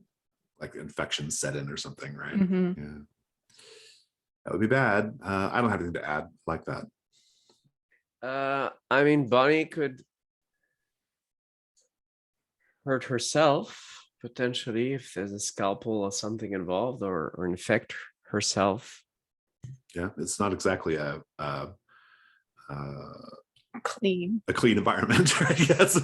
So fair enough. Okay, great. So let's talk about dice. We have one light die because of your surgery skill, Bonnie. So now devil's bargains. My devil's bargain is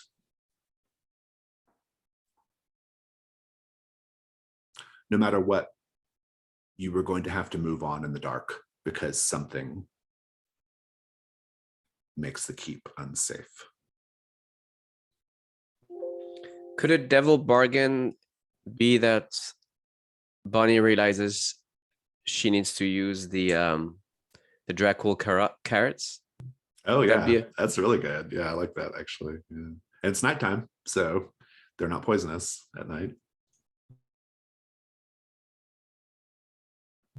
Any offers? Got it.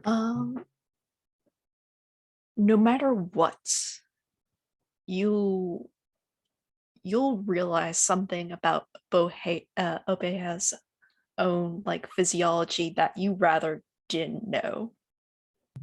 Well, that's intriguing also.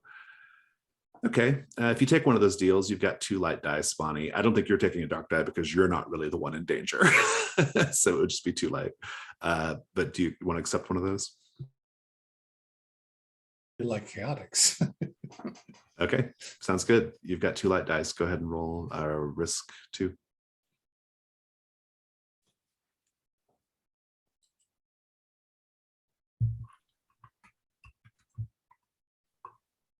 Hey, 6 light. There you go.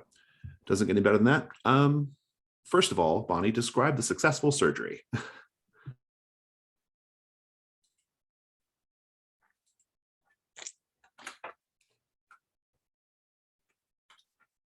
Bonnie's been collecting.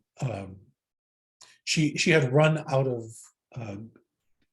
medical supplies on their trip here, and they had stopped. She had stopped to stupidly help these people who were afflicted with a terrible disease, and she wanted to help them. And but they used up all of her medical supplies, so she's been gathering local plants she could to serve as bandages and sutures. So she has a very thin but very strong piece of a thread where she's been weaving it with as she was walking, and she's using this now to stitch up Obeha as best she can. And of course, it looks it's quite painful because it's not, very fine thread. But and she apologizes to Obeha profusely for this, but it says, I swear you'll feel so much better, and your guts won't fall out. So there's that too. So, but then when she's finally done, she feels like incredibly accomplished, and smiles at Obeha and says, I think you're going to be okay. Obeha, what is the strange physiology that Bonnie discovers? As you are literally putting my guts back into me, you start like it's mostly humanoid looking organs and what have you, but every so often you see something moving within there, and eventually something does fall out, and this little sort of tadpole wiggles on the ground, and I look you dead in the eyes, and like they're not really any pupils or irises or anything of that. Like I am definitely not human. I, through gritted teeth, say, do not speak of this. Does it go back in? No. So leave it out. Mhm. Okay. And I Uh, squash it with my foot.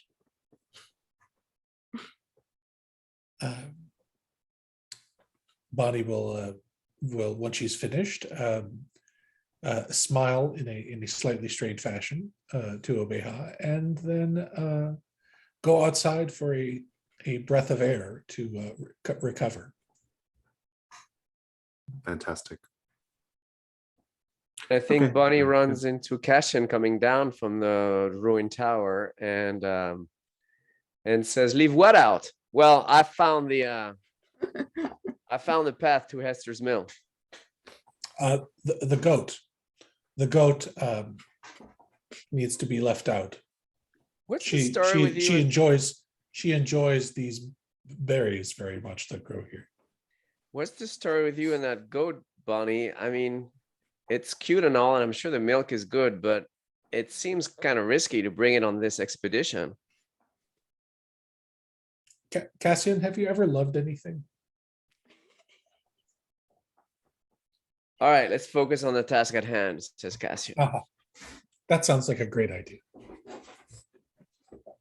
The task at hand right now involves whether you are going to press forward to the village or if you are going to make camp tonight in the keep.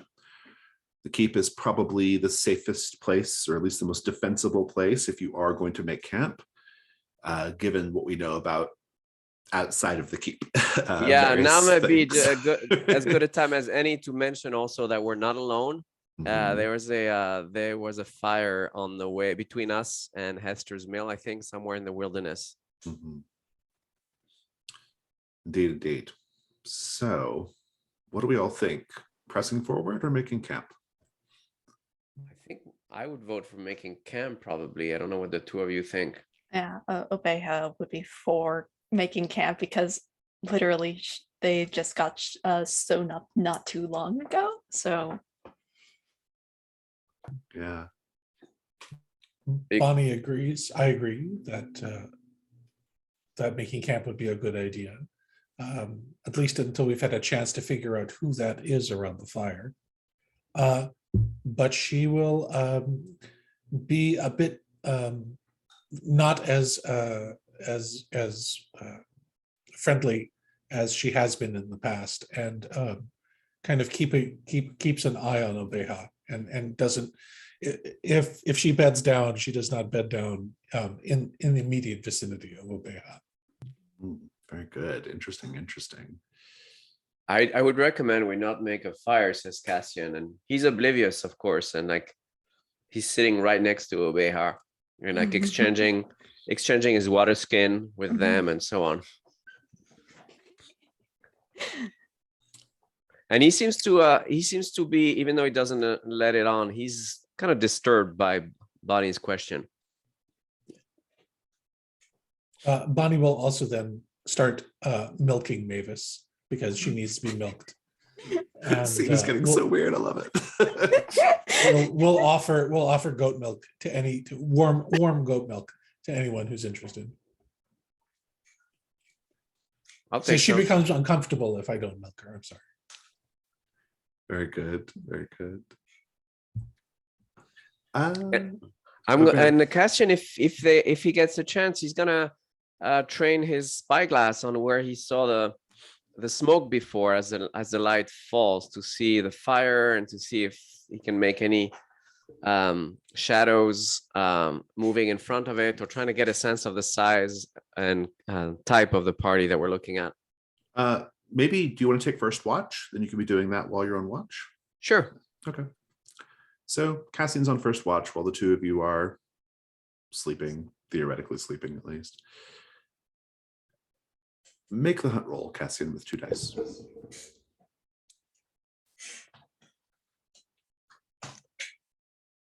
A 4 and a 5. Take a hunt roll token. As you are looking out, you'll notice that, first of all, a little bit of time has passed and no one is maintaining the fire. It's just embers now. You can still see the glowing embers, but clearly no one's keeping it lit. That's the first thing you'll notice. The second thing you'll notice is there is something tall and hulking stalking around the vicinity of the camp, the overgrown road. You are guesstimating based off, perspective and distance and things, but it looks like this creature, whatever it is 8-9 feet tall and maybe 4 feet wide at the shoulder. It is massive. Can I make a suggestion? Sure. Could it be the statue? It cannot be the statue. No. Okay. I like that idea, but that is not it. It is a hulking thing, and it lopes. Like, it might be even bigger, but if not for the fact that it has a loped, hunched kind of way, and it moves with a confidence that says it is the most dangerous thing in the area and is not worried about anything. And it's around the camp that I'm looking at, right? It's not showing any signs of approaching River Rock Keep. It seems to be staying in that area. Yeah, as you're kind of watching it move, it goes in and out of the trees. You lose it sometimes, but it's not approaching the keep. No. Good to know. I'm definitely going to pass that information to whoever takes second watch and suggest that we may have to deal with it or walk around it in the morning. Who is on second watch? Bonnie will take second watch. She hasn't been sleeping particularly well, so she'll do that. And I think 2 watches is all I need, especially because Obeha needs to rest. So this will be the last She's watch. been having strange dreams of undulating forms. Oh, let's talk about dreams. We're going to do a dream. I like dreams. Dreams are my favorite thing to do. But we're going to take a 2-minute break because I need a bio break real quick. So come back in 2 and we'll do your dream. A dream. In your dream, Bonnie, you are in the keep. In fact, it might be one of those sort of like half waking, half asleep dreams. Like you're seeing the keep and the crumbled walls, the scorches. But then you're aware of other things as well. The hue and cry of soldiers running to and fro, clearly under attack. Torchlight outside the walls. People yelling at you from the outside, but also sounds, wet sounds, ripping sounds, the sound of bone and sinew being torn and cleaved through, screams. Your perspective in the dream is that you are Lord Galdrin, the benighted usurper lord who was overthrown. And you know this because people in the dream, soldiers, guards, they keep turning to you and asking you to what should we do? What should we do? And something about your hands confirms that you are Lord Galdrin. What is it? I'm wearing the signet ring of the Galdrin family, which we've saw when we were on the side of the castle. It was engraved into the stone, so we know what that is. Sometimes dreams bleed into reality. Add the signet ring of Lord Galdrin to your found equipment. But the dream continues. The wall has been breached. There is a large, massive hole along the side. And there is something crawling up, presumably the thing that made the hole, crawling up the side of the wall into your vision in the dream.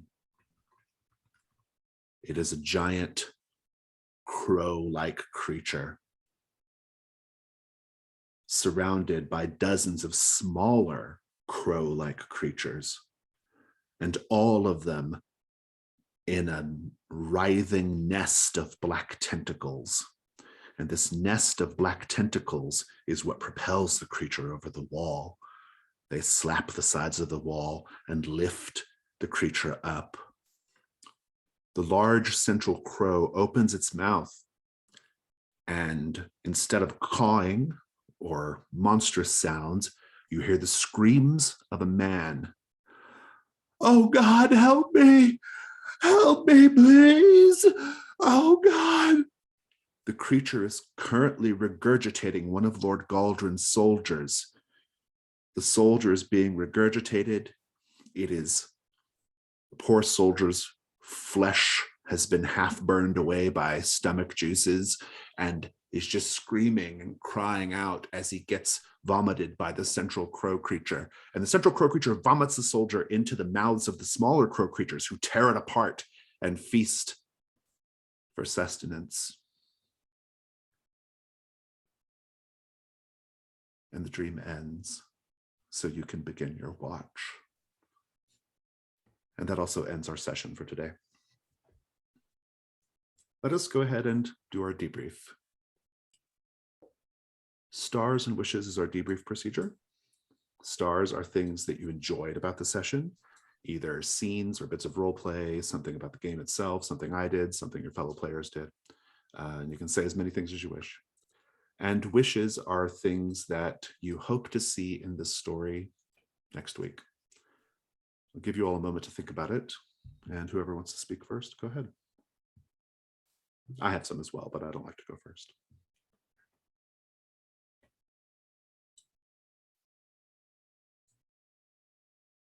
I gotta give the star for everyone for their characters. They're so very interesting in different ways. I really like Bonnie and like her sense of family with the goat and all, but like also like this is sort of put at like a little bit of an odds with her profession as a leech, which I just find is very interesting about someone who's very surgical but homely as well. So it's very fun. Cassian, what on earth did Cassian do? Like what was his crime? Like what is he running away from? And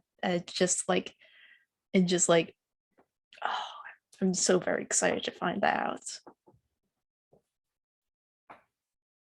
My stars, I really enjoyed I thought everyone did a good job like acclimating to the system.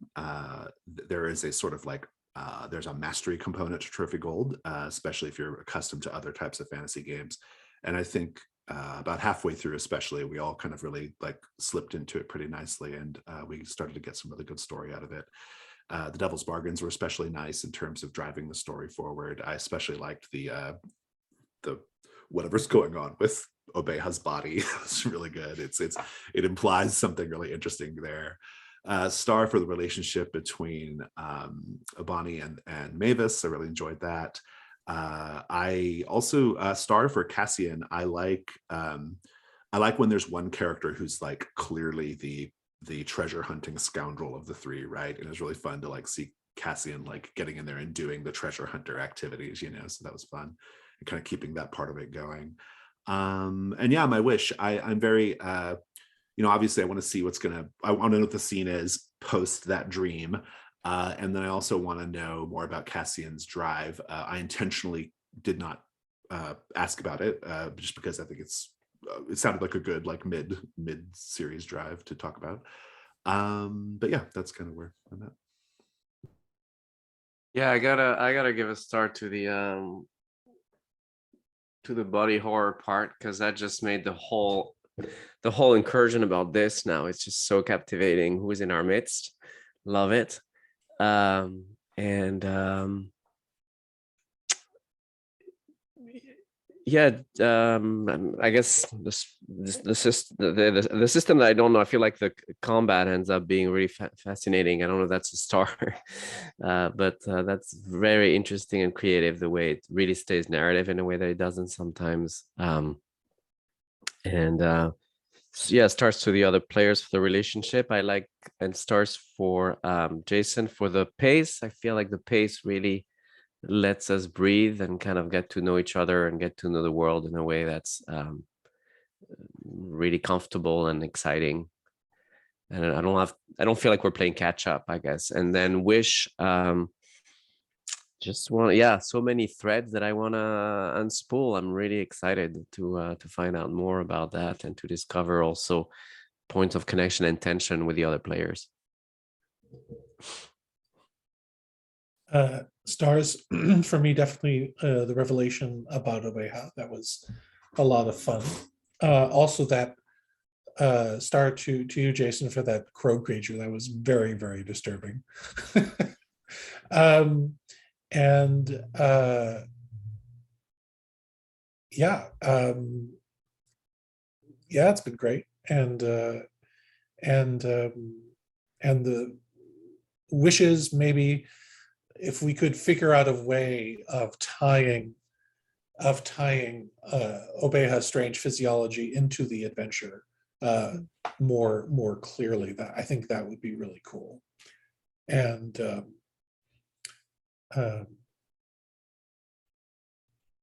yeah, I don't know if anyone picked up on it, but there was a really, really interesting echo throughout the entire incursion that I don't even, well, part of it was intentional on my part, but I don't know if Chaotix was intentional or not, or just a sort of thing that happens because that's how the game works. But there was this like interesting echo throughout of like, you know, we had like the ball of snakes and like snake things entangled. And then we had Oveja with like slug things in their body, you know, and then we had the nest of tentacles with the crow, you know, like there's this interesting like and fecundity is like the theme throughout all of it, right? The harvest is like the theme, right? Like it's about growth and life and cycle and, and all that. Really that was a bit intentional on my part. I'm glad people picked up on that. I certainly did. So I have ran this incursion once and before, and that was like one of my 2 times I've run Trophy Gold. And so like I know what's coming and I know what the themes are. So like I try to think of ways to play into that in unique ways that I have not seen before. So Tadpole was a particular choice because that's like a good slimy creature that has a good like sort of cycle symbology with it. Yeah, and to +1 all of this, I think the very first exchange between Buddy and Cassian at the very top was isn't life great or something, and Buddy saying, well, sometimes it grows too much. Yeah. Oh, I know. Yeah. There's foreshadowed everything. Yeah. That line, assumably, I mean, like, it was kind of intentionally foreshadowed or unintentionally foreshadowed, but like it worked great. Yeah. So yeah. You would think we sat down and wrote it all beforehand. So yeah, it's like especially since like earlier I took the snake and then tossed it into like the yard, whereas I crushed the slug thing. It was just like, it's just very interesting. Like I did not plan that out beforehand. Like I don't know like what's with this game with that sort of symbology at all. I think it's what happens though when you have a game that has like theme so central to its like essence and the way it plays, you know. This is something Tom and I talk about all the time on Fear of Black Dragon. It might be our great contribution to the hobby at the end of the day. But also rules that are light enough to give us that space. Space to do it. Yeah, exactly. Yeah, like you have this like there's a lot of negative space and yet there's to do that, but also a structure to get it done, which I think is great. So yeah, I'm very excited because the second session with a group of players who are new to Trophy is always way better than the first. And so this first one was really, really good. And so I'm very excited for the second one because the second one is when everyone is like, knows what to do, right? And knows how to make the game and the story go. So as good as this one was, I know we have even better to look forward to. Any other stars or wishes, or anything else you just want to talk about? I want to see the relationships between Bonnie and Cassian grow more, because that's going to be really fascinating, because like Abea is like the odd duck of the group, I Mhm. find it. But like I would like to see some camaraderie of some sort to form, but I'm not sure whether or not that will happen or not. Indeed. I want to see Dracul carrots get used too, as well. I don't know. I want to see what that's about. Okay, fantastic. Anything else? Somebody will be getting staked with a Dracul carrot. Yeah. Well, I think it's an interesting, because like what you know about it is the carrots are poisonous in the day. We don't really know what they do at night, but you at least have a use case for the day. So it's intriguing. Okay, well, if there's nothing else, I'm going to go ahead and stop the recording.